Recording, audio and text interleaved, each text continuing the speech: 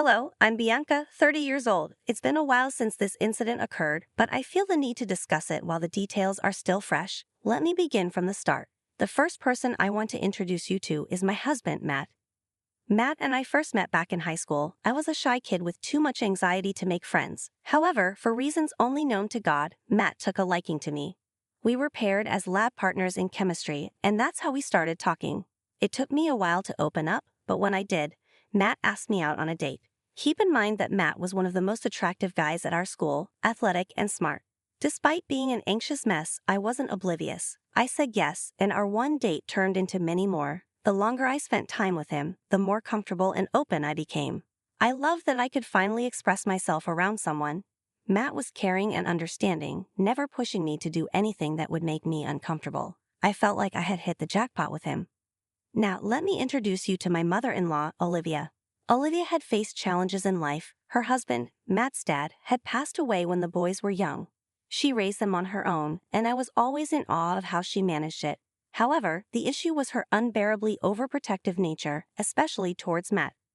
The first time I met Olivia, she scowled at me, and her overprotectiveness only intensified over time. She seemed to have a vendetta against me, never missing an opportunity to talk trash. Initially, I didn't pay it much mind, but as it continued, I spoke to Matt about it. One evening at dinner, when Olivia made a rude comment about my appearance as Matt left the room, he walked back in and confronted his mom.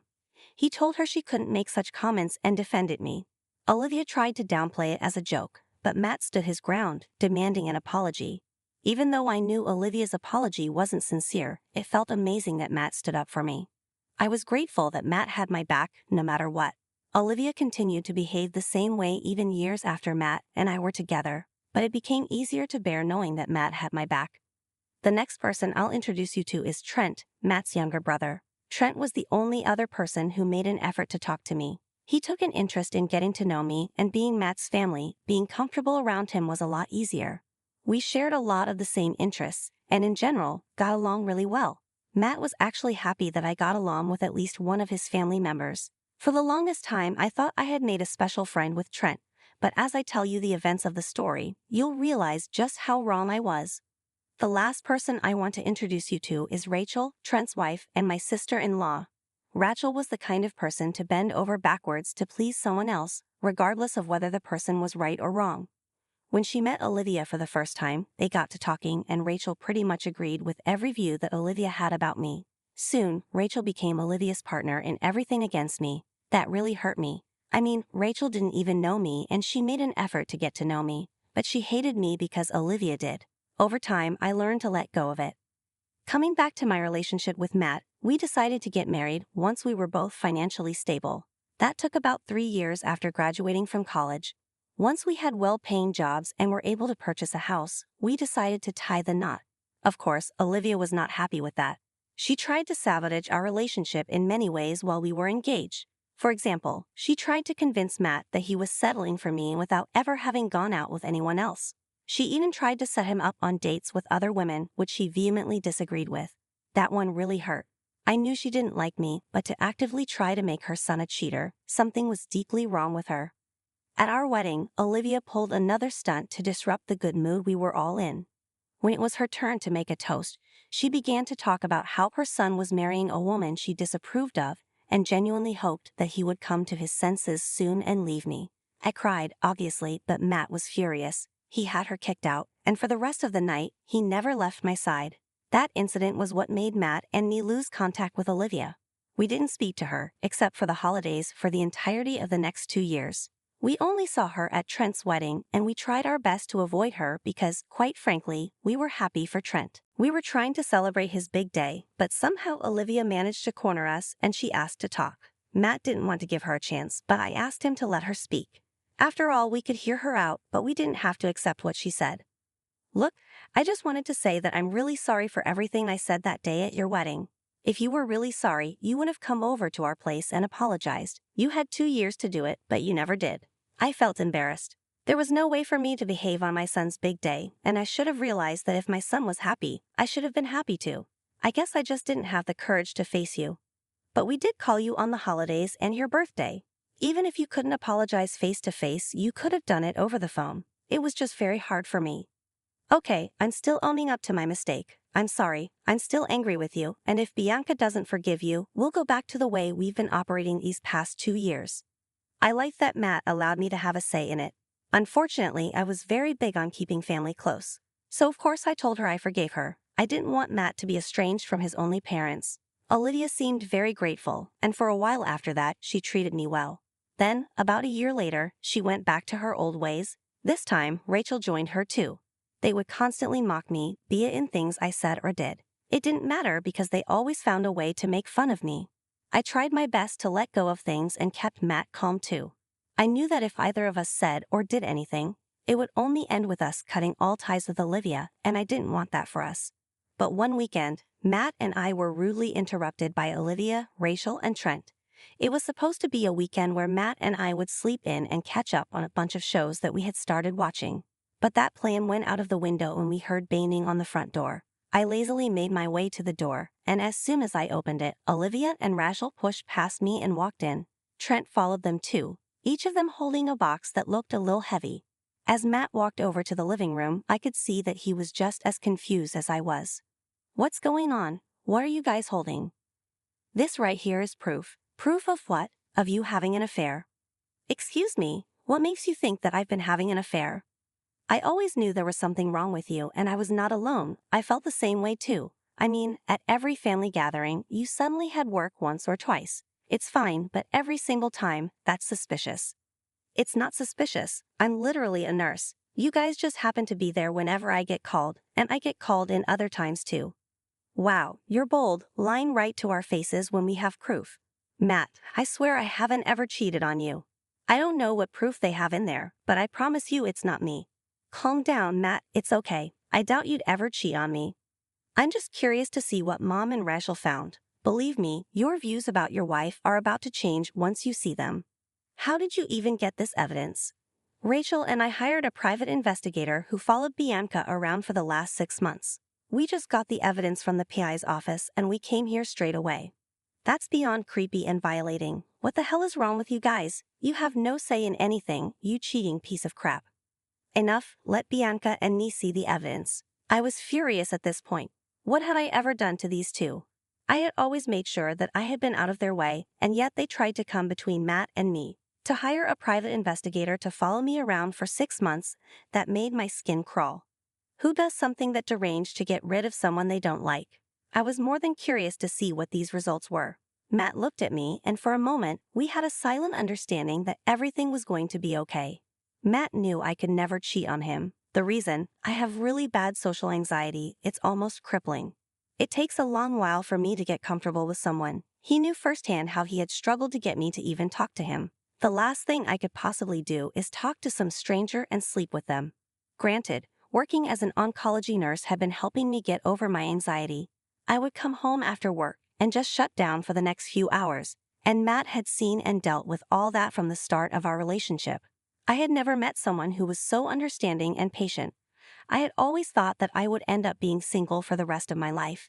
So, when the universe dropped the perfect guy for me in my lap, why the hell would I do something so horrible to him? We opened one of the boxes and saw quite a large number of pictures, and there were some of the investigator's notes paired along with them. But in all of those pictures, there weren't any clear faces. This woman did look shockingly like me, and for a second, my heart did drop. I turned to look at Matt, and his face had drained of color. I began panicking, so I searched the pictures for any signs that might prove that it wasn't me. I could hear Olivia and Rachel sniggering behind me. I was so close to giving up and crying until I came across this one picture where this girl had a tattoo on her right arm. I had no tattoos. I showed the picture to Matt, and his fear turned to confusion. It was like we were speaking in a silent language. I immediately knew that we had to figure out whose pictures we were looking at.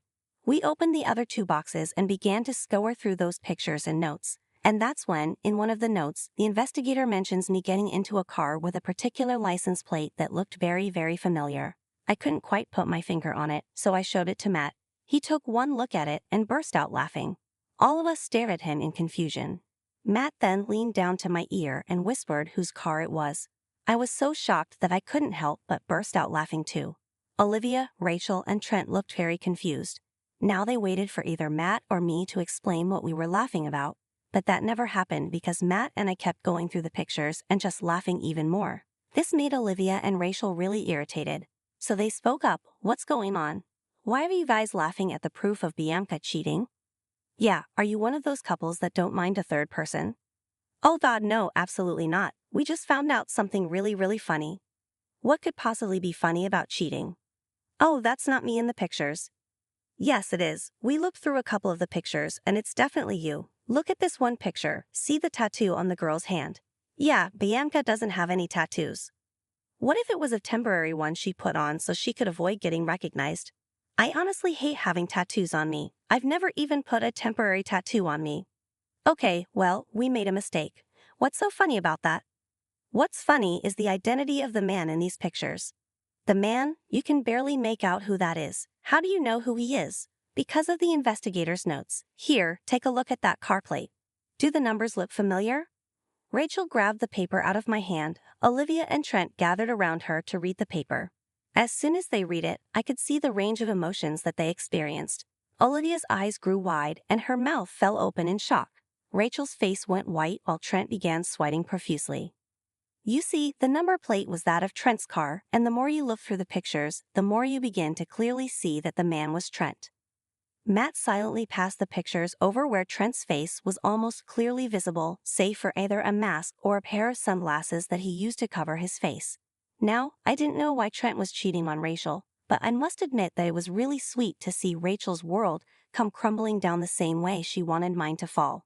I was curious to find out why Trent was cheating, but I decided to just let Olivia and Rachel start the drama. I retreated and stood next to Matt. We were both trying our hardest not to break into laughter. "Trent, what is this? Are you cheating on me?" "Listen, I can explain." "Are you serious? This is not how I raised you." "I'm sorry, but I never loved Rachel to begin with." "What? Are you serious?" "Unfortunately, yeah." "Why? What did I do that was so wrong?" "You didn't do anything wrong, Rachel. I was just in love with someone else from the start." "Who was it?" "Bianca." "Excuse me? What the hell is wrong with you?" "Man, really? You were in love with Bianca? You chose this ugly witch over me. Since when?" "I've been in love with her since Matt introduced her to us. She was just so beautiful and she was calm and quiet. I don't know, I liked that. Plus, when she did get comfortable enough with me, I found out that we shared a lot of the same interests." "Oh God, I'm going to be sick. So you found someone who looked just like Bianca. I knew you guys were already trying to ruin their marriage. I sort of hoped I could speed it up, and if they did get divorced, I could swoop in and have her. First of all, she is not some property that you can have. Secondly, get the hell out of my house. You are sick and twisted and beyond any help. I hope you rot. Never come back, never speak to me or Bianca again. As for you guys, Mom and Rachel, I want you out too." "But we didn't even do anything." "You did enough. I entertained your little game, but now I am done. It's beyond disgusting that you hired someone to follow my wife around so you could try and break up my marriage. I want nothing to do with any of you. Out." I can't even begin to describe how queasy I felt. That was the last thing I expected. I just remember Matt holding me until I started breathing regularly. I was disgusted by the way Trent saw me. I had only gotten comfortable with him because he was the only one in Matt's family who actually tried to get to know me. But to find out that he had made that effort because he wanted me was beyond disgusting. Matt was not feeling any better. He was fuming. He couldn't believe that his own brother was capable of being such a creep. He promised me that he would stand by any decision I made regarding everything that happened. I obviously wanted zero contact with all of them, especially Trent. I never wanted to see his face ever again. Of course, Trent did try to reach out to me about a month after everything had happened. He actually tried to convince me to leave his brother. I later found out that he had sent those messages to me after he had gotten divorced and lost everything he had to Rachel. I had blocked him right away then, but when I think back on it now, it's amazing that he possessed that amount of audacity. Anyway, I had to go back to therapy for a while after that incident. I needed a place to vent about my feelings, and since it concerned his brother, Matt would get too wound up about it. He too went to therapy to sort his feelings out. It's been about a year since all of that happened. Matt and I have moved on and are living full and happy lives. We haven't seen or heard from Olivia or Rachel since then. I hope, if not anything else, that they learn to never meddle in anyone else's life. Back then, I was a mess after finding out what Trent thought about me, but now I'm at a place where I can laugh at it.